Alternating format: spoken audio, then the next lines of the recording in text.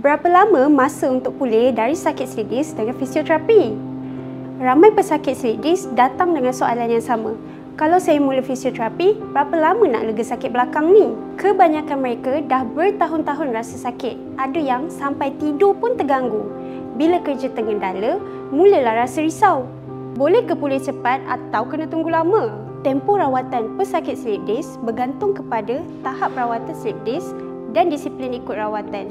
Ramai pesakit Physiogro dah rasa lega dalam 6 ke 12 sesi rawatan. Malah ada yang kembali aktif bila ikut rawatan sepenuhnya. Kenapa pilih Physiogro? Rawatan berfokus, pelan ikut tahap sakit individu. Fisioterapi bertauliah dan berpengalaman luas. Gabungan manual terapi dan senaman khas untuk slip disk dan teknologi moden untuk bantu pemulihan lebih cepat. Lagi cepat rawatan dimulakan, lagi singkat masa yang diperlukan untuk sembuh. Jangan tunggu sakit jadi kronik dan perlukan rawatan lebih lama. Klik book now untuk mula rawatan slip disk anda di Physiogro.